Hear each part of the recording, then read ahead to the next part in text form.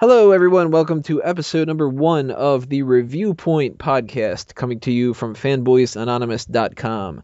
I am your host, the man who calls the shots over at Fanboys Anonymous, Tony Mango, and with me on the panel tonight, we have one of my fellow fanboys, Sam Lassio. One and done. If you're unfamiliar with how Reviewpoint works, it's pretty simple. We break down whatever it is in our sites for this episode and review whether or not it was a hit or a miss, breaking down the positives and the negatives in that kind of a fashion. You know the gimmick. We like to do stupid little puns, or at the very least, I like to do stupid little puns. So I do as many of them as possible, and that's what's going to happen here. That's why I'm going to say the next sentence here, because our target for this edition is X-Men Days of Future Past. We just came back from seeing the movie last night, a little bit less than 24 hours ago, and the review is on fanboysanonymous.com if you're interested in seeing some of my breakdown of the hits and misses and all that. But we're going to start doing these in podcast form as well. So that's going to take a little bit out of the group meetings, but we're going to still be doing the group meetings, and we're going to do all the other podcasts as well. We're going to get as much as possible for the Fanboys Anonymous stuff out there. So Review Point is another thing that we love, and we're going to be doing this from now on. So now that that's all thrown out there, X-Men Days of Future Past. As I said, we just got back from seeing the movie, and in general, everybody that I saw it with thought it was very cool. I didn't really hear that many complaints throughout the audience. I heard some people that were confused about stuff, but we'll talk about that as we go along here. So this is going to be a very positive one, and there doesn't seem like there's going to be that many misses. There's going to be a lot of hit stuff here. But we are going to talk about some misses along the way as well. And what you should take as a grain of salt here, sometimes a miss necessarily isn't something that's horrible. It's just something that they didn't execute 100% well. And sometimes a hit is something that's just barely a hit, and it's not something that really knocked it out of the park either. So hits and misses, no middle ground. You have to just decide between whether it was good or bad. And we're going to break these down into a couple of different huge categories and then subcategories underneath there. We're going to start off with the plot and keep things around storytelling for right now. General synopsis, if you're not aware of this movie. By the way, there are going to be spoilers in this podcast, so if you haven't watched the movie yet and you are worried about spoilers, bookmark this, check it back later after you've seen the movie, and then you'll know what we're talking about. But general basis of this movie was a comic book, a 2-issue comic book from the X-Men series that dealt with time travel. And in the comics, it is Kitty Pryde who goes back in time to stop the assassination of Senator Kelly. And then that turns into this dystopian future where not only are mutants being hunted down, but a lot of humans are as well. For this film, they decided to change that up a little bit, and in a good way. I'm going to spoil that's a hit right here, but in a good way where they didn't make the principal character Kitty Pryde, they made it Wolverine. The reason why they went with Wolverine in the story universe itself, and not just because Wolverine is, the main character from the series, is because they needed somebody who could withstand the time travel and be able to heal. So that actually is something that I wanted to talk about first. The idea of putting Wolverine in that position, I thought was brilliant. That was so smart of them. Yeah, because it not only does accomplish that idea of Wolverine being the main character of this whole thing, and even though people complain about too much Wolverine, they just don't get the same reaction if they were to put like Kitty Pryde in there. Mm-hmm. I loved that idea. I thought that was such a smart way of getting around it, where it's justified instead of just like, well, we wanted to go with Wolverine because. Okay, well, now they have a built-in reason to go with him. And he actually would have had so much more of an interaction with the different kind of characters than, like, what would Kitty have done? Kitty wouldn't have done crap. Right. Somebody pointed it out, and I can't remember who it was, so I'm sorry I can't give you credit for it, but they said it wouldn't have made any sense anyway because Kitty wasn't born in this time period. Yeah. So she'd be like -5 years old, -10 years old, whatever the case may be, which is ridiculous. So they couldn't do that. They made it consciousness rather than a physical body going back in time. Right. So you needed to have somebody that was rooted in that time period. Right. And Hugh Jackman doesn't look that much different than what he's looked in the other movies, despite all the time period that's passed. So he was still able to pull that off instead of needing to recast or anything like that. Hmm. I thought that was a great way to sort out this movie. And when it comes to that thing, that's a total hit for me. Yeah, oh, definitely, yeah. Kitty just wouldn't have had the same audience grab that Hugh Jackman as Wolverine has. No, not at all. She wasn't even that big a part of the movies anyway. I think the biggest thing she ever contributed to those movies was calling Juggernaut a dick. And then, of course, his I'm the Juggernaut bitch, which was by far the best part about X-Men 3. Yeah, Which is really a shame because it shouldn't be. just that one line was the only redeeming quality of that whole film. It's like, oh, did you like Psylocke? Nah, she sucked. Oh, did you like Quill? Who the fuck is Quill?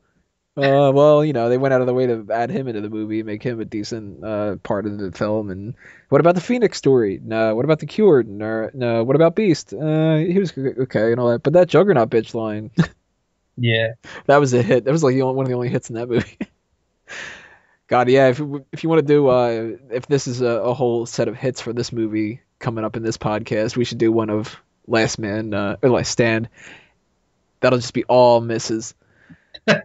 No pros at all. Right.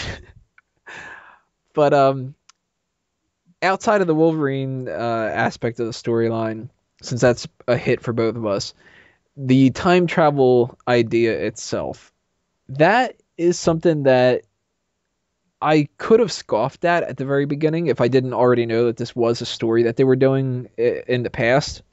Mm-hmm. And I was a fan that grew up with the 90s animated series, so of course I already witnessed Days of Future Past through that. And I remembered distinctly Bishop as being a future guy, that he was always tied to the future. So I was a little bit familiar with it. I actually have never read the 2 comic books that were based off of this. I really kind of want to do that now, though. Yeah, I hadn't either, but I'm interested, but still knowing that Kitty would be the main focus, not too interested. Right. I mean, I like a lot of different X-Men characters, but if I'm perfectly honest, even though the X-Men series is my 3rd favorite superhero series out there, number 1 being Batman, number 2 being Spider-Man. Actually, I don't know, maybe Superman might have edged out X-Men by now. Either way, tied or close to it with number 3. There aren't many X-Men characters that I really am that interested in for too much. They're all just ensemble people. Like, I really like Nightcrawler, but I do not want to see a full Nightcrawler movie. Or I like Gambit, and I don't want to see a full Gambit movie. There are very few characters you could give their own film. Right. Especially because it's like trying to say, let's give Mr. Fantastic his own movie, or let's give Human Torch their own movie. I mean, they work together as the X-Men. I mean, you get popularity with some of them, like Wolverine, where he can have his own films, but that's mostly because, at least I think, Hugh Jackman played most of that. Where Right. just you take Wolverine as the comic book character. I mean, he's supposed to be like 5'2" and hairy and a jackass. So I mean, if you put like that caveman-looking Logan into film as he is portrayed in the comics, you're probably going to lose a lot of that. And I think once they end up recasting him, you're going to start to see Wolverine die down a little bit. Probably at least a little bit. Yeah. But he's one of the only people that could actually withstand his own film. And even when it comes to not even just having their own film, but just being a principal character of it, I mean, like you said, you brought up the Fantastic Four getting their own focus and all that kind of stuff. Somebody even like Hawkeye in the Avengers films. You couldn't do a Hawkeye movie. You would have to do a Shield movie that features Hawkeye and Black Widow. So Right. you couldn't do, say, like Beast as the main character in a movie. Or you probably couldn't even do Xavier. Maybe Magneto. I could see maybe him being okay for one movie. Well, I mean, I remember X-Men First Class was supposed to be X-Men Origins Magneto. Right. So that's why he was a big focal point in that movie, and it started out with him as a kid. Yeah. And I actually think that was the far better choice of where to go. Right. Because that ended up being a really good film. And I don't know if they would have been able to pull off a whole Magneto movie. But if anybody could get at that, he's a possibility. I certainly wouldn't sit through a whole movie dedicated to fucking Warpath or something. I think First Class basically was Xavier and Magneto's movie. I mean, you had all the other characters, and I mean, it made Jennifer Lawrence popular. It made I can never remember the guy's name, but Beast. It Nicholas made Holt. made the younger guy playing Beast more popular. But overall, I would call that movie Xavier and Magneto's film. Yeah. X-Men Origins, X-Men. So when they do the time travel thing, though, that is something that they could have ended up making that just too much of a crutch for this movie. And having that basis of the comic books to go back on ended up providing a solid enough background that they could build upon that as a foundation and use the other films to flesh out the other characters and to go back and pick out certain points and do that. I think that probably ends up being a better story than probably what the comic book is, although I mean there might be people out there that are like, that's blasphemy, that was so much better. Without reading it, I can't tell, but it's damn sure better than the 2 episodes of the animated show, which if you guys are interested in hearing our thoughts about that, go back and check the fan tracks episode that we did for that, because there's so many things funny about that show. Time travel storyline, though, I'm giving it a hit as well. Yeah, I mean, one of my favorite movies are the first 2 Terminator films, and that deals heavily with time travel. So, I mean, if I can sit there and watch those films and love them and accept time travel in there, like you said, time travel is used as a crutch in a lot of films, but I think it was executed very well here. That, like I said before we got started, that you weren't just sending like full bodies and like teleporting people and objects through time, but like it was dealing with consciousness and just putting it in your younger body through time. I mean, that gets into some philosophical things, I guess, about what consciousness is and how you can do that, but that's actually a jumping point into one of the cons for the film that I had. Where the hell did Kitty get that power anyway? That's a real issue with the movie when it comes to the plot. I would think, if anything, that would have to be Xavier doing that. Or at least Rogue, when she got to keep her powers, could have just been like, oh, well, I just picked this up from someone and did it. I would have even accepted that. Yeah. But yeah, I would have thought Xavier would have been the logical choice. I thought, without trying to read any spoilers about the movie, I had thought originally that there was going to be some sort of a connection between Kitty, Xavier, and Blink, and it was going to take like the combined efforts of all 3 of them to do it, and instead of just Kitty holding her fucking hands around Logan's head, like blue light kind of shining out. Right. How the hell she got that power? What the hell that means? I have no idea. That makes no sense, and that actually is going to be my first miss. It's one of those things that I think the writers and the director were kind of just like, look, we're going to do this, and we're just going to hope no one notices. And if they do notice, we'll just say, it happened. Just be like, X-Men. Mutants. That was a supplemental power. Like, how come Beast can act like a beast and he looks that way? Well, because X-Men. Like, yeah. Comic books. Right. The that power thing, that's definitely a miss for me. I really would have liked to see Xavier be a part of that. Maybe even just like one throwaway line where they just said like, oh, they taught Kitty how to do this or something. But I mean, they even kind of explained it more as like Kitty found this out on her own and had to explain it to them, which is kind of odd. Like, how do you just find out that you can sit there and hold somebody's head and send them back in time? Right. Like, how do you accidentally do that? Another thing to bring up about the time travel stuff is this is something that we were talking about immediately after the movie had ended. They did not explain the time jump between the Wolverine and Days of Future Past. Now, at the end of Wolverine, there was that one little end cap scene where Wolverine's walking through the airport, and there's been some kind of a time jump where at the end of the movie he has his bone claws, yet they're showing that he has his adamantium claws back. They Right. didn't bother explaining it, and then at the same time, Magneto pops up, and so does Xavier, and Xavier's alive, and they don't bother explaining that either. That was another thing. I think somewhere they did explain it. I don't know if it was cut out of the Wolverine, if it was cut out of X3, but supposedly he had like a twin brother who was comatose, and he was able to put his consciousness in the comatose body. Like, I have no clue. They didn't explain it. They cut the scene out if it even did exist. And it was just like, hey, Xavier's back. Hey, remember Magneto making that chess piece twitch? Oh, well, that means he has his full powers back, even though he got hit with that cure.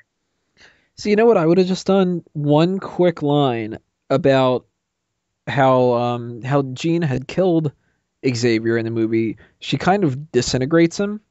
Right. Why not just say something like she didn't actually kill him? She, like, I don't know, transported his matter or something like that, and it reformed. Right. Yeah, if I can believe that she can explode human beings and stuff like that, I'll buy into that too. I mean, it is the X-Men series. If I fucking bought into Kitty Pryde doing that shit, then I'd be okay with Xavier coming back to life like that. But Right. and we had, two different Moira McTaggarts. We had the doctor and the CIA agent. Mm-hmm.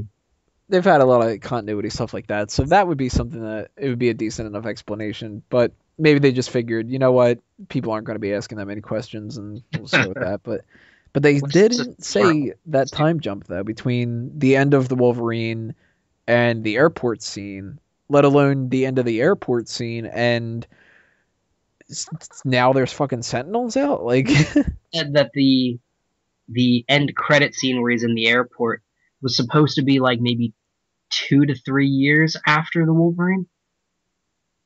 maybe. I can't remember if that was in the movie and it said that, or if it was afterward. I read it, but I was expecting, because the comic book came out in 2014 or 2015. Well, not come out. It was set there, wasn't it? It was either 2014 or 2015. I think it was 2013 actually.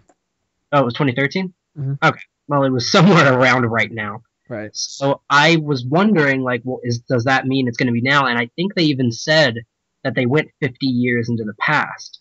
And if that's true, then if it was 1973, that should be what, 2023? Yeah. So, I mean, if they're saying 50 as an exact number and not just, oh, about 50 years, then I guess we could assume it's about 2023. Which is like, not only do you need to figure out how did he get his adamantium claws back, but how many years had gone by where the Sentinels were out there doing this kind of stuff where nothing happened. Because if 1973 is when Bolivar Trask is killed and the Sentinel program is put into place, the Sentinels must have been doing something between 1973 and 2014 or whatever. I think they said that they were doing research on that. Once they got Mystique's blood, they were working on it. What I don't know is, why did they never try to go after them if she had been captured? Because this means, as far as X1, X2, and X3 are concerned, this had been a thing already. Right. So why weren't they like, hey, remember when Mystique was captured in the 70s? Why don't we, like, try to make sure they didn't do anything with that?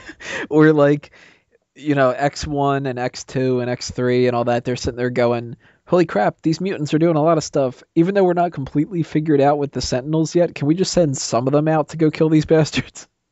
Right.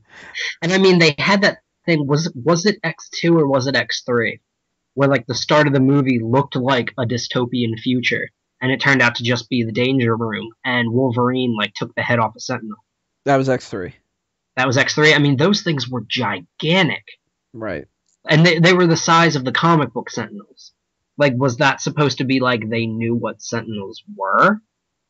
Like, the 70s, like, he had the robot ones, and they defeated them already, and they were just saying, hey, let's make them fight one that's, like, 50 stories tall. Right. I don't. That's another kind of miss to me was the lack of clarification of the time jump stuff. Right. Is that a hit or miss for you? Probably miss. Yeah, that was a miss. And also, why in the future Wolverine had gray hair? Like, not gray hair, but if you notice, he had those Mr. Fantastic gray streaks on the sides of his head. It's like, if Wolverine is supposed to heal and stuff, why is he graying? Yeah.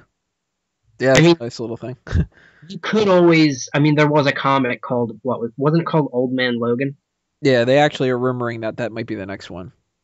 Okay, so, I mean, he's not immortal. It's just since the 1800s when he was a kid, he's finally starting to become old in, like, the 2020s or whatever. Or at least he just dyed his side of his hair. Yeah. He just like spilled some bleach and he's just like, ah, fuck. All right, well, I got the Mr. Fantastic going on. That's fine. But that was another miss for me about the whole future thing. Not just the gray hair, but like I had said this to you after the movie had concluded. Like they had that end credit scene, which was supposed to be teasing X-Men Apocalypse. But the rumors I had heard were that X-Men Apocalypse was taking place in the 80s. So it's going to be about 10 years after the events of Days of Future Past in the past scenario. So if that's true, but we already know Wolverine has a happy future, then doesn't that kind of make whatever happens in X-Men Apocalypse irrelevant? Right. We already know it's going to be a happy ending anyway. And you know that if they're keeping the same continuity, none of these characters can die in it. Right. Like, you can't kill off Beast. You can't kill off Mystique and all that. You would have to only kill off the people that you don't see in that final scene, which is like, what are you going to do? You're going to introduce, like, Which means Xavier's got to be alive, Storm's got to be alive, Bobby and Rogue have to be alive, Jean. We never saw Magneto. So he doesn't have to live. I don't think we ever saw Mystique either, so she doesn't have to live. But I mean, you kind of just cut yourself down. Where really what I thought would have been cool. It was really cool that we got to see Cyclops again for the end. It was cool that we kind of got to see Rogue and we got to see that everything was happy in the future. I would have just been happy if Wolverine had woken up and he saw that futuristic little globe thing for his alarm clock. And he kind of opened the door and you heard Jean just say, "Hey, Logan," or like, "Good morning," or something like that. And he smiled and it cut. That would have been enough. see, I would have been annoyed at that. No. It's just like you said, like now knowing that all these characters are in a happy future and we're not going back to those old characters, it still means that's the future. That is the future of this new continuity. So, I mean, either you have to play it small, and if that would have annoyed you, I mean, I guess that would have been a little annoying now that the words are out of my mouth and it's not in my head. But you either have to not see Logan in the future, which, honestly, you kind of had to. You kind of had to close that end off a little bit. You couldn't have just left it ambiguous. But, I mean, just, it kind of ties your hands a little bit. Yeah. Because now you know some characters have to survive to their old age. Yeah, that could be a miss, the whole, spoiling the fact that Apocalypse turns out okay. Yeah. Something else that we were talking about before when it came to the plot, that it was just an interesting little thing. And when you brought this up at the time, I was just like, I didn't even think about it, was the fact that they did not overplay the 70s. Yeah. Like, you knew it was in the 70s, the movie was taking place in that year, but it's not like 70s disco. They mentioned like Vietnam, that you saw the clothes, the cars, but you had some jokes here and there. You obviously had to, since Wolverine was from the future. But other than that, like, it was just daily life in 1973. Right. The joke about I get all three stations, and even PBS, like, he's like, all three. Yeah, like that. Those were nice ways of tying it back to the 70s. It's funny enough to think that in a movie that had to deal with being in the 70s, we didn't see this, but in Spider-Man 3, we saw somebody walking around on the streets doing fucking disco dancing. Yeah. So that just goes to show you how much of a fucking miss Spider-Man 3 is. But that was good. I actually liked that a lot, and I didn't even think about that the entire movie until you brought that up. Nobody's sitting there saying groovy. Nobody's doing the whole Far Out Man and like 60s stuff that's still kind of like leaving the public consciousness, because I mean some stuff carries over. It's not like 1969 everybody stops being hippies. 1970 they all start dressing like what's his name, Travolta in Saturday Night Fever, like. Right. And I know they had little things. They had jokes, like when Wolverine started going from future to past, when his consciousness was breaking a little bit, and past Wolverine kind of woke up a little bit and like had no idea what was going on. Xavier even said, like, I think you took some bad acid or something like that. Right. Like, that wasn't overplayed. It was cultural. It was somebody probably would have said in 1973. Yeah, and even little bits of technology here and there. I mean, there was a nice little part with Xavier's office, and he's just got this big tape recorder behind him, which, funny enough, has a big X on it, which was just like, saw it. One huge thing that ties it back to the 70s that I was just like, fuck, yes, this is awesome. It's a huge hit for me. JFK's assassination. That is awesome. I absolutely loved that. And I actually loved it fine enough if they would have just said that Magneto tried to kill the president. That would have been fine. Oh, yeah, but then when they say that JFK was a mutant and he was actually trying to bend the bullet away from him. Right. That just made it that much better. And right. I put it as a partial miss on my review in a way, because I said, like, this is not a miss of like this is stupid or this is bad or whatever. This is a miss of they specifically teased that he's a mutant and wanted me to want more, and I fucking do. Like, just tell me. Like, just tell me more. Do a little one-shot comic that tells me like what JFK's powers were. So that's the little angry fan of me going like, no, come on, please tell me more. But it really is, it's not really a miss. It's a hit in disguise because of that. Because I want to know more, because that is so damn intriguing. Right. And it was cool enough that they had Bolivar Trask say, you can get a lot of this technology at Lockheed and Boeing, but, whatever. And I was just like, oh, Lockheed, yeah, because I follow conspiracy theorist kind of stuff every once in a while. And just the idea of like, oh, Lockheed's working on this kind of stuff would be interesting. But the JFK assassination was fucking awesome. Right. It completely ties in the conspiracy theory of the bent bullet. And they even bring it up when they break him out of the Pentagon in his little concrete prison, where Xavier says to him, like, you had to have been involved. Nobody else could have bent a bullet like that. Right. I just thought that was one of the best things that they thought about when it came to this movie. Kudos to whoever tied that together, and especially to whoever said, you know what, why don't we make it, instead of him killing JFK, that JFK was a mutant? Because that would make sense. I mean, in this world, at the very least, this X-Men universe, it would make sense if they killed JFK because they found out that he was a mutant and that they didn't want him in control. Right. And then bouncing off from that, just because I had mentioned about the concrete prison and when they broke him out, how fantastic. Considering the lead up of this movie, I thought it was just going to be like an utter crap fest. But how great was Quicksilver? You know what? That actually should move us on into the next set of things. Talking about characters themselves, we'll go right into Quicksilver that way. Okay. Quicksilver, yeah, he could have really sucked, and he ended up being actually one of the coolest parts of the movie. Yeah, and I mean, they made him insanely powerful. Like, he's just not fast. It's like you can't even blink and he's already done like he moves at a different plane than we do, just about. That's how they should be doing the Flash. Mm-hmm. None of this crap where it's like the Smallville series where he runs really fast but he really only kind of sprints and all that. No. Right. You need to go with the being able to think faster, speak faster, you're bored with everybody because they're not moving fast enough, that kind of stuff. That actually was done well. Yeah, when they showed him in his like little basement bedroom at his house, and he's literally like he's playing ping pong with himself. Then he's going and he's doing something else. Then he's eating something. Then he's playing pong or something on this little arcade thing, just to show that he just has no attention span.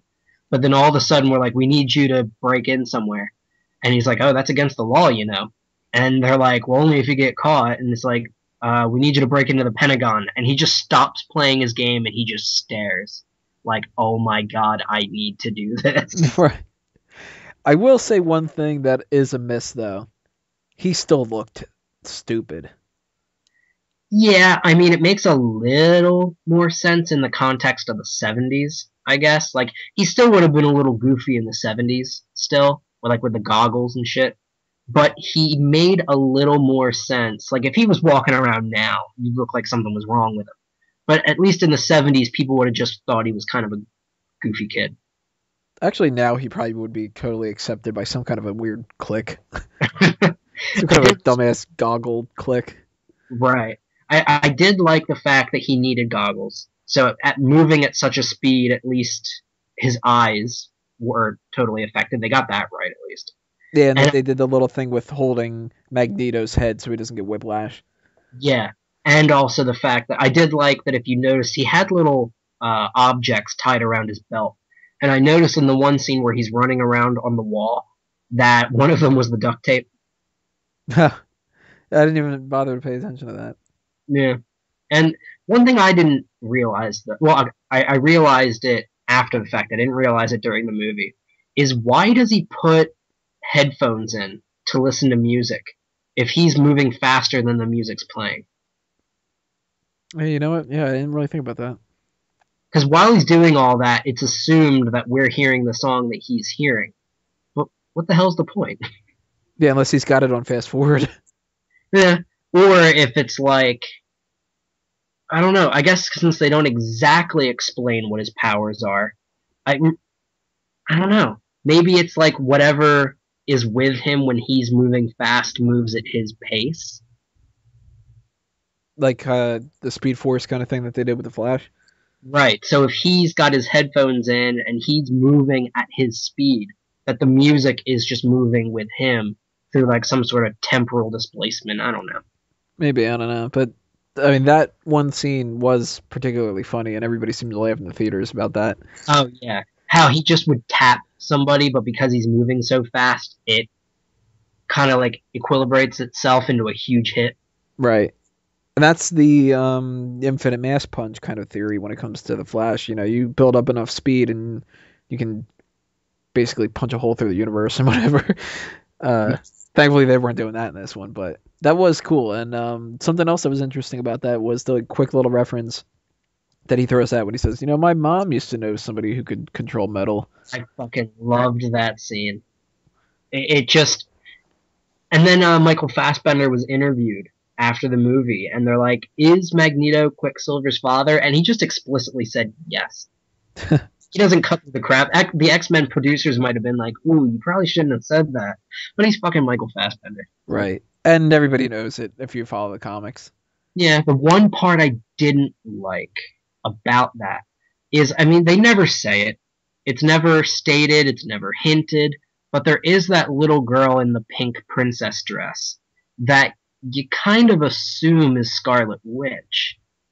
But then if Magneto's the father, you're assuming that might have been just a one-time thing. So the fact that they were twins would have worked. But he's obviously like 16, 17 maybe. But the girl's got to be like 8. Right. So hopefully that wasn't necessarily her. Right. So I'm hoping like... I think it was you said. Like, maybe she was at the mall or something. Right, yeah, just go like, no, that was, I don't know. He was supposed to be babysitting some other neighbor's kid that day or something like that. Right. There is some kind of a deleted scene that they said that they had out there. And I think it's Wolverine who interacts with her, but I don't remember for sure. A little bit, I think. Yeah, but I didn't really watch the scene, so... So Quicksilver, he's kind of a 50-50 for me. I mean, the character is a hit. The look of the character, total miss. I think he looked like such a douchebag. Yeah, so it makes me wonder though what Joss Whedon's gonna do with his Quicksilver. I think he's going a totally different route. Yeah, but it's gonna make me wonder because I loved this Quicksilver. I thought I was gonna hate it, but I loved him so much. But I don't want to see it rehashed. But at the same time, I don't want to see it totally changed. Yeah. But I mean, if Avengers Quicksilver does move like this Quicksilver did, there's almost no person who can challenge him. So I mean, he's got to slow down a little bit. Yeah. I still don't know what they're gonna do with the Scarlet Witch too. I'm not a fan of the Scarlet Witch character, and I actually think that Quicksilver would be so much better if he wasn't tied to Magneto or anything like that. But Yeah. again, that's personal preferences and stuff. Well, which was great about this movie that because Avengers is tied down a little bit in what they can say, that this movie can explicitly make the jokes that they are Magneto's kids and stuff, Right. and they get to call them mutants, which Whedon can't do. So Quicksilver's out of the way. Let's start talking about some other characters here. Let's go back to the big one, Wolverine. We talked about the bone claws, and we talked about how it was good that he used that he was the one sent back in time and all that. There's not really too much more that I would say that you can really pinpoint about Wolverine. Hugh Jackman just kills that character. I hate the mini Wolverine from the comics and stuff. I wish that they would just change him to be Hugh Jackman the way that he's been doing. And one thing that I did think was really cool, humor, bringing that up again, the metal detector scene. Yeah, that was great. That was hilarious. And there was somebody sitting in my section of the audience. I'm not sure if you would have heard them because you were, a couple seats away. But when that happened and Wolverine goes through the metal detector and it doesn't go off and he's all surprised, everybody's laughing in the auditorium. And this one woman turns to her boyfriend or husband or whatever, and she's like, "I don't get it. Why is everyone laughing?" And he just turns around and he's like, "He's got metal in him normally, and it usually goes off." And she's like, "So why is this funny?" He's like, "Because it didn't go off, and he expected it to." Right. Because the metal, and he's like still going on, and it's like, oh, she doesn't get it. Like, move on, Don't her go with somebody who already knows it. Right? It's like, they broke up after that, but Yeah. but that was great. I did like the little nod when Magneto brings down the stadium on the White House, and Wolverine's trying to fight the Sentinel, and his bone claws are like breaking against it because he's not used to it. And then he tries to attack Magneto, and Magneto makes a comment like, "Well, imagine if they were made of metal." I think he says that earlier in the movie, actually. Oh, was it? I think it's when they're still kind of like friends. Was that on the airplane? It might have been. Oh, The airplane stuff was pretty good. I like that a lot. yeah. The whole, like, you gotta pick that shit up, like that stuff. Classic Wolverine stuff. I mean, he knows his character so damn well, and he kills it. And he even slid in the typical bub. Yeah, you gotta say bub.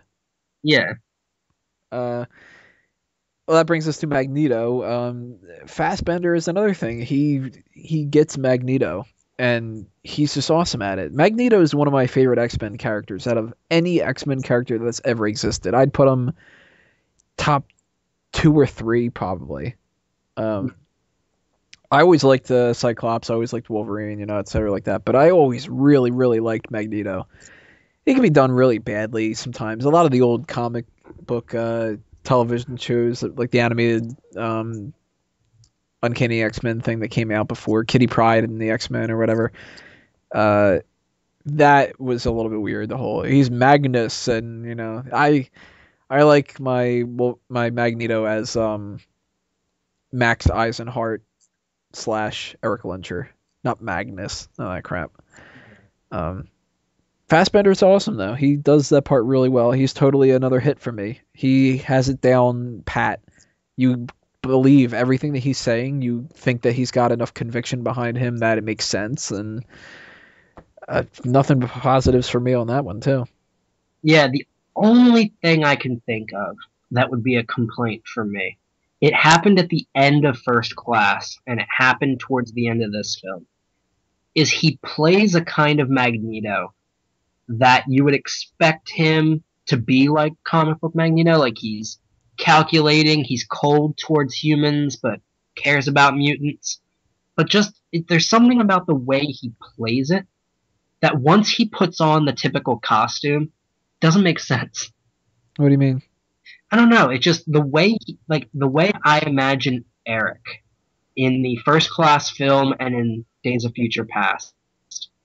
It just the way he plays it, it kind of becomes goofy when he puts the helmet on. I don't know. Like, well, the first problem I have is the first movie it looked like it was made of metal, and the second one it looked like it was made of stone or something. Yeah, it did look like it was a little bit like concrete or something. Yeah, and at the very end of First Class, he's in like the typical red outfit, and then he kind of gets into a similar one in this one. But like I said, like I don't know why. I can't really explain it, but something about the way he plays the character, I think, so realistic. Like he makes me believe that this person can control metal and stuff. That once he puts on the helmet and the cape and the red outfit, it kind of just breaks that reality a little bit for me. You think it would look a lot better if it was all black or something? Even if he didn't wear it. I know that would kind of break from Magneto, but I don't know why he wears it. Like, there's no explanation why he goes from, like, a trench coat and, like, street clothes into this helmet and cape and red suit. Like, there's no transition. There's no, like, he gets the helmet in First Class and he wears it for a reason. So the helmet makes sense to me. But, like, why he goes with red, he never seems to have affinity for that color. There's no reason why he would dress up. Because that's what it seems to me, like he's playing dress up. And I don't know why. He's a showman. Yeah, there you go. His mutant power is to look fabulous. There you go. But like, did this ever like occur to you, or am I just kind of crazy here? But All right, Magneto, hit or miss? oh, definitely 100% a hit. It's just that one thing that kind of makes me think a little bit. Now Xavier is an odd case in this too. There's a little bit something weird about it. I gotta call bullshit on one thing a little bit. If they say that they introduced the storyline about him being able to walk because of the story, I don't think that necessarily was the case.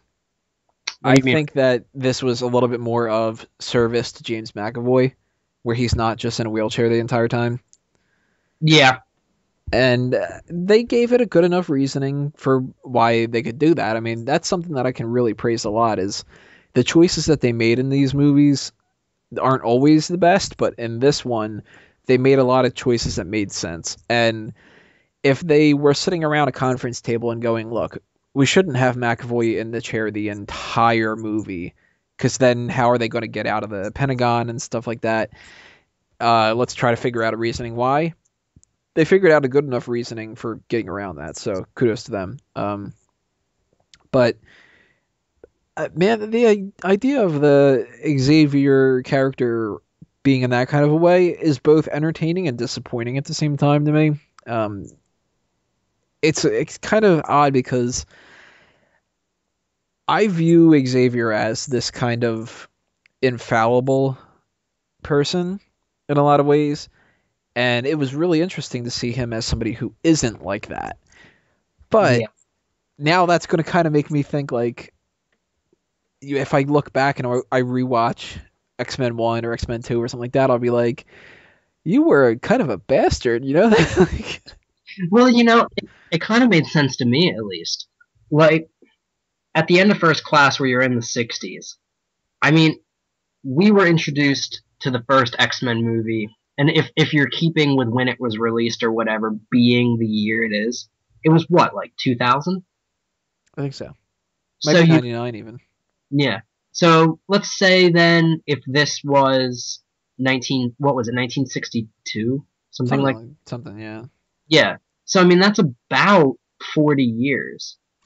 So I mean if that means there's 40 years of Xavier School for Gifted Children and 40 years of X-Men, it kind of is odd a little bit to me. Because, I mean, in the comics, his first students were Scott and Jean and all them. And they kind of do that well in this movie.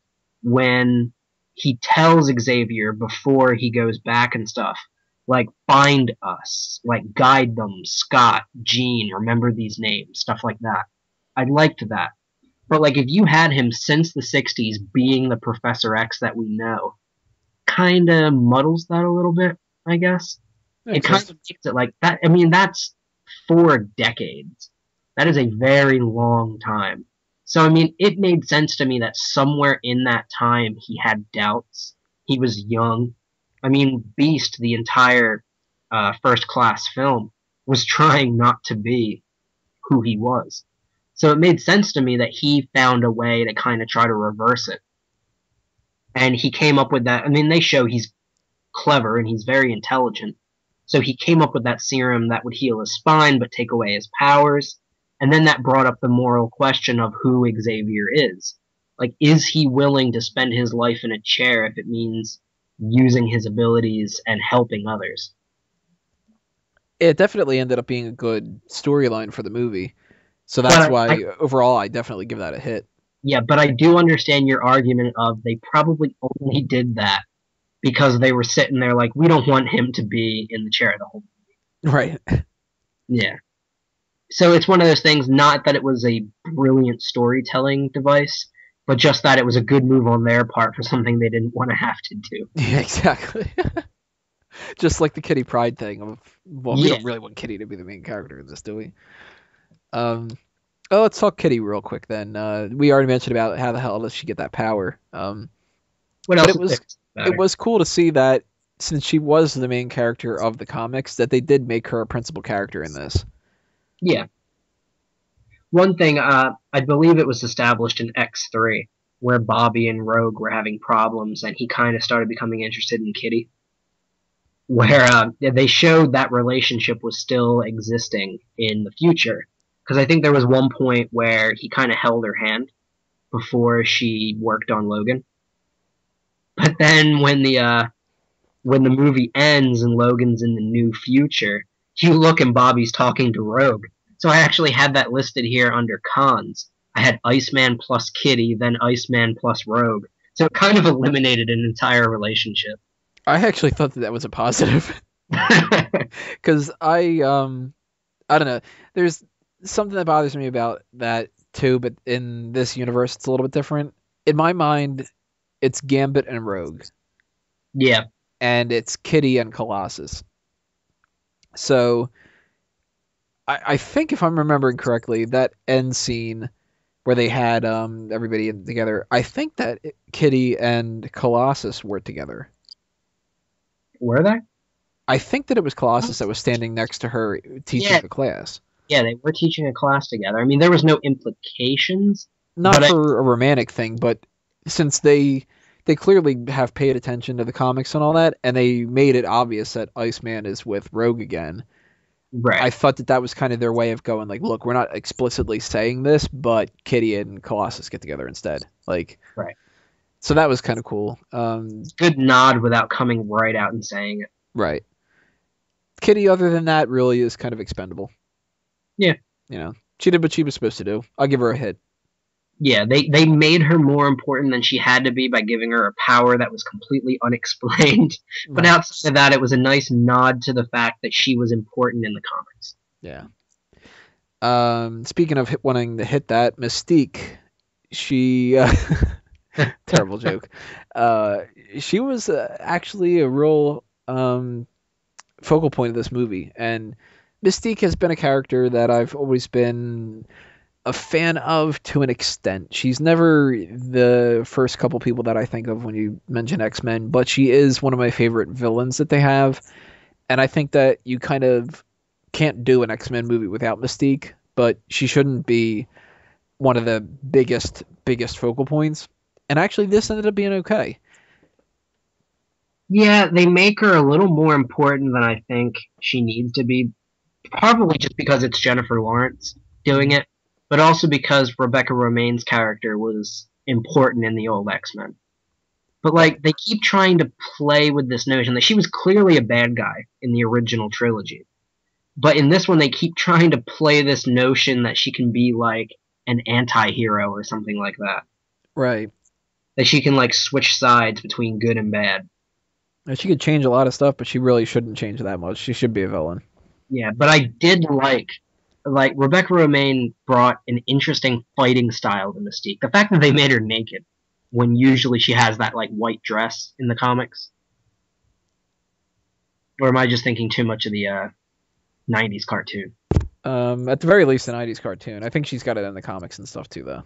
Well, she's Yeah, got some different. Everybody's got some different outfits, but yeah.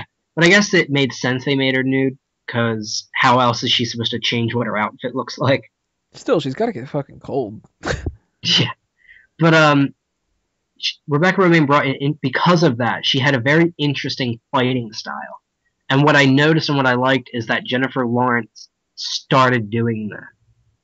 Like those fight scenes where she would fight some of the guys, she fought like Mystique in the old series, and that was fantastic that they were able to transition her like that.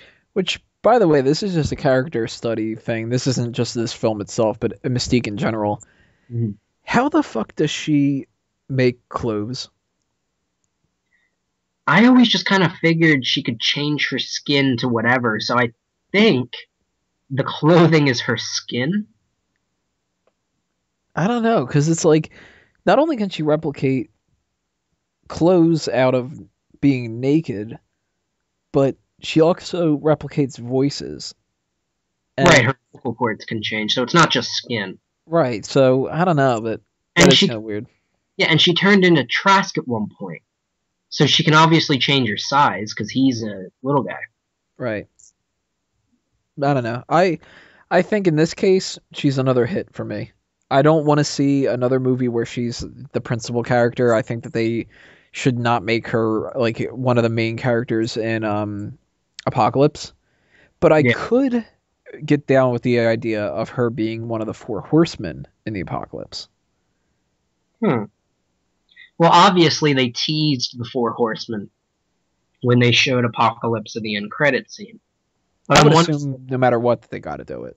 yeah, I was wondering. They obviously showed him in ancient Egypt where his roots are, but he kind of looked like a scrawny little kid. But I guess he's going to become the Apocalypse we know. But they did show Four Horsemen in the background, and I'm wondering, like, he's immortal, but are the Horsemen, I don't know. or do they change with like whatever generation it is? I don't remember Apocalypse too much from the comics because I didn't read X-Men like I read others. So I don't know. I know about Apocalypse, but I never really read about him. Well, I know in the animated series they made Mystique really heavily involved with Apocalypse. So I Okay. wouldn't be too surprised if she, is made a principal character of that, but I hope she kind of takes a little bit of a backseat. But I still thought it was a hit. What do you think? Yeah, Hit or miss? it was definitely a hit. Or you're saying Mystique though, right? Not Apocalypse. Right, yeah, we're not touching about Apocalypse 2 yet, much yet. Yeah, Mystique was definitely a hit for me, and I did like how Magneto turned on her like that when he thought it was going to be for the good of mutants. Yeah. There's one other main character that we haven't talked about yet, and then we gotta break down the littler ones and, whatever. But that one is Beast. And I thought that Beast was kind of just a supporting character that did his job really well. That probably was my favorite thing that they've had of Beast so far, other than just the idea of Kelsey Grammer playing him, because Kelsey Grammer was the perfect fucking casting for Beast. Yeah, and I'm so happy they brought him back. Yeah. Oh, yeah, that was so good. But having Beast play that real supporter for Xavier is exactly what he should be. So, Right. total hit for me. Yeah, and I noticed, again, just because I didn't really read the X-Men comics too much, the Beast that I am aware of is the one from the 90s cartoon, which, I mean, never has to be like the comics, but that's just what I was used to. So I'm used to Beast, like, reciting poetry and, like, quoting Shakespeare and shit. Right. Notice, like, they never do that in the films, really. Is that who Beast is? Like, that's who Beast is to me, but is that who Beast is to you? Kind of, yeah. I really wish that they would throw a little bit more out there in there. A little, oh, well, Tolstoy says this or something like that. Like, Yeah. but Maybe he's too busy recording stuff from Paris instead. Yeah. So I actually know there is one other character that we got to talk about that's a big one, Bolivar Trask and the Sentinels in general. This is where I have a little bit of a negative from. I explained this in my review point on the fanboysanonymous.com, but I liked what they did with Bolivar Trask a hell of a lot better than what happened with X-Men 3. This is definitely more Bolivar Trask than what that one was. But if I'm totally honest, I think casting Peter Dinklage was a mistake. And it's not from him not being a good enough actor or anything. I thought that was, he did the job serviceably. But there were people that were snickering in the audience when they saw him. Yeah, I did notice that they were laughing at the fact that he was short. Right. And that's not supposed to be a focal point. You shouldn't be laughing at this character because he's not a funny character. And they're laughing just because they're like, oh, look at that, he's tiny. And it's like, well, yeah, they wouldn't have had that problem if they would have cast somebody who was taller. Now, yeah, but he was a great Trask, though. He did the part really well for that. But at the same time, I kind of think he didn't do it well enough that it justified doing that. Like, there could have probably been like 30 more people that could have done the same. What's the way to word it? Like, they could have done it just as good and gotten around that problem. Just as well, I should say. It introduces an odd dynamic, though, not just for the film, but also casting. Like, who's going to sit there and be like, we love this guy. We love Dinklage for the character. But he's short. Mm-hmm. Like it brings an interesting dynamic. Just, like, what do you do when you have somebody who's a great actor and has name recognition behind them, but then you have, like, these idiots who are like, oh, look, they got a midget to play the guy and stuff like that. Right, yeah. And it's like, I always thought, and this is really like kind of a dick move for me to think this though, but I was always sitting there going, Peter Dinklage would be perfect for MODOK. He never would have been anybody that I ever would have thought of for Bolivar Trask, and he pulled it off. I mean, like, I'm glad that he did Trask well, but I still, if I'm totally honest with myself and all that, I still say that that's slightly a miss. Yeah, I mean, it wasn't a miss for me, but I at least understand where you're coming from. Right. And the Sentinels were a bit of a miss to me as well. They were cool, but they were the same exact thing as the fucking Destroyer and Thor. I did think that when their faces would open up and they would shoot the like lasers or energy beams out. Yeah, an orange energy beam coming out of the face of a shifting metal body. Come on, that's the exact same thing. And that's not what they look like in the comics at all. So it's not like, okay, well, certain characters just kind of look like other characters. No, these were total ripoffs. Yeah, the 70s looked like shorter versions of them. Yeah, and I wanted to see the big ones. Yeah, I wanted to see the big ones too, especially since they kind of teased it in X3. Or, like, at the very least, why not make the future ones look a little bit like Nimrod? Yeah. Nimrod's supposed to be like the most advanced out of all of them. So, they could have done that. They could, even just giving them a red face would have been different enough to justify a little bit more, but... Yeah. I mean, I understand that, but I will say that they were utterly terrifying. The future ones, at least. Like, they were scary, to me, at least. I don't know if they were to you, but at least when I saw them as a threat, and it was like, if I saw this thing in real life coming at me and it was like shifting its hand into a sword, I would probably shit myself. Right, and then die. Yeah, and I did like when they said that they would copy the powers of the mutants. I did notice, what's her name? She's one of the weapon programs. Lady Deathstrike? Yeah. They did, if you notice, one of the Sentinels made his hands into, like, his fingers into knives, like her. So it was a throwback to that character, at least. I didn't even notice that, yeah. Yeah. And they would turn into, like, other mutants for their powers and stuff. So, future people, let's group these all together.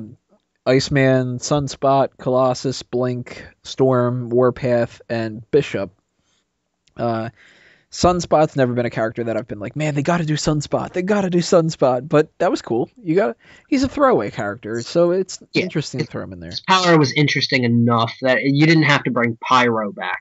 You Right. could have just used him, so that was fine. Yeah, and the same thing goes with Warpath. He's a well enough known character that it was interesting to see him on screen, but you're not going to make a big movie about him, so why not put him in the future and just have him do that? You can't make everybody the main character, and Warpath is certainly not going to be that, so cool for that too. Same thing with Blink. Yeah, I was just about to say Blink worked as just a side character, and her power was useful, but it wouldn't have been useful just on her own, but it was useful in conjunction with the others. Right. And Bishop. The basic thing that I can say about Bishop, though, is I thought it was funny that Kitty tells Wolverine it's going to hurt when she sends him back in time. Bishop doesn't cry at all. Yeah. He's just like, meh, it's fine. I'm going to sleep. That was kind of funny. But Bishop was Bishop. I mean, he was Bishop. That's Yeah. it. Like, they couldn't have done that better. I would have liked to see more of him, though. He is more important in the comics. Yeah. Hey, maybe they could bring him into X Factor or something. That would have been great, because Bishop and Cable work together a lot, don't they? Yeah, there's a lot of stuff with those kind of combined, and Deadpool too. Maybe they could bring Deadpool into it that way. Definitely bring Deadpool into one of these things. Because, I mean, they did Wade Wilson so well in Origins, and then to crap all over him at the end when he's Deadpool. Yeah. So future people, I'm giving them a hit. I'll give him a hit.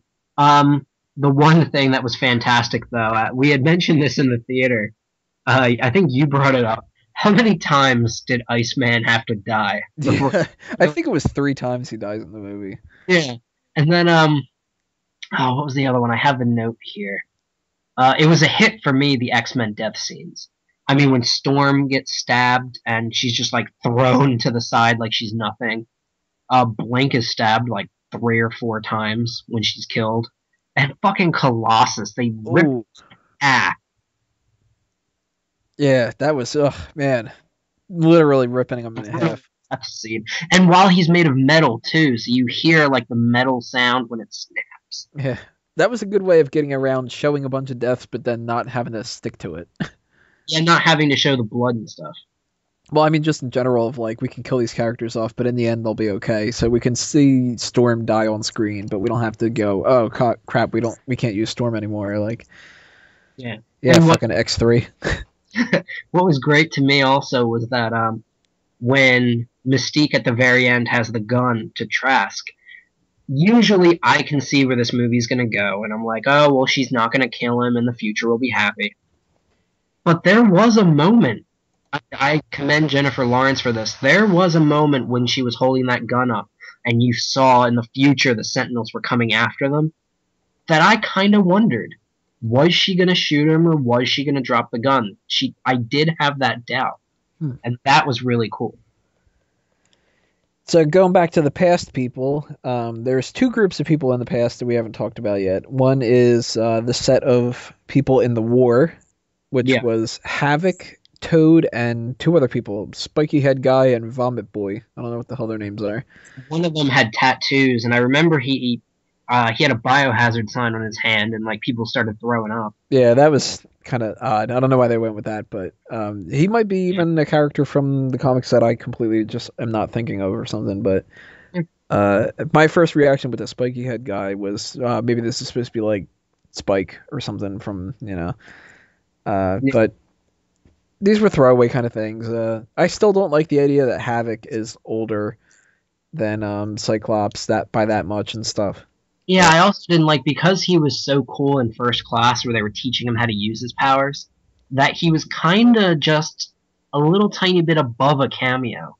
Like, he was in the beginning and they had him in the military bit. After that, you don't see him. Yeah. But Which that I was kinda kind of cool. guess- Toad was odd. Yeah, those glasses, and at the very end when they're talking on TV about mutants, and he's like a fry cook or something. Right. Who the hell would hire him when he's looking like that? Yeah. You gotta trust him with somebody's food? And yet somehow he grows up to be Darth Maul. Right. So I actually, out of all that, I mean, I like the idea that they added those characters into there, but if I'm being perfectly honest, I'm giving that a little bit of a miss. Yeah, also when you tie in X-Men Origins Wolverine, how they're supposed to be like a military Vietnam unit of mutants, when Wolverine and his team were a team of mutants, but no one ever tried to dissect them. Right. I mean, okay, they kind of did once they were trying to create Deadpool when they were mixing the powers in there and everything. But I mean, other than that, like, I don't know. Like, I guess when you try to put those two timelines, since they're supposed to be the same timeline, that you have two groups of mutants and one's going to be shipped off to be dissected, and the other one's supposed to be William Stryker, like 5 to 10 years later. Right. Yeah. A little bit of a miss. When they give him Mystique's eyes to show that she is Stryker, then that makes you wonder, like, is she the one who developed the Weapon X program? Like, in the original trilogy, she fought Stryker, so we know she's not Stryker, but she is now. Yeah, that's going to be confusing going forward. Yeah. The other group is the Dead Ones. Azazel, Banshee, Zoe Kravitz's character, Tempest, and even Emma Frost. They killed them off. I'm so glad Banshee and Emma Frost were dead, but Azazel was so cool. And, like, what did he do? Did he bang Mystique, and then she give birth to Nightcrawler, and then she ditched it? Maybe. There was a lot of time period where she had to learn Vietnamese, and she had to learn how to fight better, and all this. And another thing, that I didn't think of this in the movie, but I thought of it right afterward. Like, First Class was like 1962, and now it's like 1963. Even if it was 1963, and we're in 73. So it's 10 years, and all these characters look like they were from First Class, like they didn't age at all in a decade. Yeah, that's true. Maybe it was like 66 or something like that. Yeah, it could have been. But I thought it was funny that they killed a lot of the characters off instead of just kind of leaving them be or something like that. But it was a good way of incorporating that, you know. Why aren't they around? Well, because they're, dead. Yeah, they were dissected, so. Right. Although it's kind of funny, like, I wonder how they killed some of these characters. Like, how did they catch Azazel? They probably said that he was going to be in. I think the general consensus is that they were going to use them in some program, and they probably drugged him. Because if you looked at some of those autopsy reports, Jennifer Lawrence, even when they showed her, even when she became Trask, when he talked to the secretary, that she had a tear in her eye. Like, if you looked at some of those pictures, they were fucking, like, torn up. Yeah. They were stitched up, and they looked like fucking Frankenstein, some of them. So, I like the idea that they killed them off. I'm giving that a hit. What do you think? Yeah. I would definitely give it a hit. I would have liked to have seen Azazel because he was so cool in First Class. But it's just like probably why they made Havoc a minor character and they just kind of threw him away a little bit. If you had both of them fighting the Sentinels, the battle would have been over. Yeah, that's true. So you probably had to get rid of some of the more powerful ones. So we talked about action scenes, we talked about plot, characters, a lot of this kind of stuff. One other thing that we didn't really mention that I just wanted to throw out there was a big hit for me, bringing back the X-Men 2 music. Yeah, I did enjoy that. I always loved the animated series, and that's as close as we can get to the animated series themes. So if you're not going do do do do do do do, and you're going do do do do do, hey, I'll buy it. There you go. Close enough. Right. That's another hit for both of us. And the big main topic then to talk about, lastly, I would assume, is the future of the franchise, and that ties into not only continuity-wise, but also X-Men Apocalypse coming soon. So when it comes to Apocalypse, that end scene, first off, it told me that I was pronouncing his name wrong all these years. I thought it was En-Sabah-Nur, not En-Sabah-Nur. So now I kind of feel like a jackass. For the past 20 years I've been saying that wrong. Well, I mean, his name is Ancient Egyptian, and Ancient Egyptian isn't modern Egyptian, so I guess nobody can pronounce his name right except for them. That's true. But I thought that was pretty awesome. I loved that idea that they were showing him building the pyramids. I don't know what they're building it for, but hopefully they'll talk about that in the movie. And even though the person playing the character is obviously not going to be, or he damn sure better not be, Apocalypse in the next movie, I actually got a kind of bad response from some people. They were saying like, "Oh, it looks like a little girl" or something like that. Well, you know what? King Tut was like an 11-year-old or 12-year-old or something like that. Yeah, he was a child when he was Pharaoh. Right. So So it makes sense to me that he was young at least. right. And he is probably not going to look like that when they go and actually fight him. He should look like, Michael Clark Duncan, basically. So, I mean, Apocalypse is awesome. I love Apocalypse. And I'm totally pumped up when it comes to X-Men Apocalypse. Yeah, I did like that he was building the pyramids and like you saw the things flying around in the air and constructing them. The best part of that clip for me was seeing the 4 men on horseback, because that's a nod to the 4 horsemen of Apocalypse. But as a whole, it didn't actually do anything for me. Like they already announced that Age of Apocalypse, just X-Men Apocalypse was going to be the next film. So I already knew to expect Apocalypse. But to just see him kind of standing on the ridge, like with his hands in the air and a hood on, while these things are constructing the pyramids, didn't tell me anything. Like, it didn't tease into the next movie. It just said, hey, look, here's Apocalypse in ancient Egypt. Just like the comics say he is. Here's the 4 horsemen were probably the best part of that. And you didn't even get to see them. They were shrouded in black. But still, that was probably the best part. But as a whole, it just didn't do it for me because it didn't tell me any more than I already knew. And I actually completely missed the 4 horsemen. They were in the background. They weren't like... Yeah. It was when the camera was panning and then you see his face. Which, I mean, he wasn't even, like, pale. He was almost gray in color. Kind of looked like an alien. But, when they finally show his face, they are on a sand dune in the background. Okay. And the horses aren't, like, neighing or anything. The horses are just kind of standing there. But they're all 4 of them right next to each other. That is cool, though. Yeah. Well, I'm going to give that a hit. Are you going to give that a miss? I'll give it a hit, but a lenient hit. Only because, like I said, it didn't tell me anything that I didn't already know going into this, knowing X-Men Apocalypse was coming. But it did show me that they're going to have the 4 horsemen. And even if they don't, just the fact that they nodded that, I will give it a hit for the 4 horsemen of Apocalypse. So the big other one is the continuity, and the main thing that I want to talk about with that end scene. I loved it. I thought that was fantastic. I loved the idea that they brought all these people back, and I was like so happy specifically just because they had Cyclops there with Jean, and that they kept it that Jean was with Cyclops.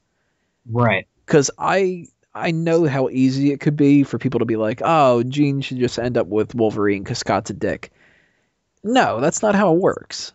Right, and it's the writer's fault anyway. Technically, Cyclops should be the main X-Men character. Mm-hmm. They just made Wolverine the main one because he was so popular with Hugh Jackman playing it, which I don't have a problem with that. Wolverine is a great character. But then they started as every movie went. Like, Cyclops was a main focal point in X-Men. But then in X2, he was a little less. And then in X3, they kind of just made him this sobbing, grieving guy. And then they kind of just wiped him out. Right, and he deserved better than that. Yeah. So at the very least, he deserves to keep his fucking wife. Yeah. And they kind of screwed him up also in X-Men Origins. They made him like that kid and stuff, and like it was just he could have been better than that, and he is better than that.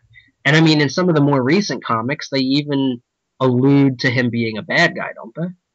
Yeah, he kind of turned bad for a little bit, and sort of took on like the Magneto role and everything. But I think he got straightened out now. I think that they're going for more of he is not as much of a Boy Scout as he used to be.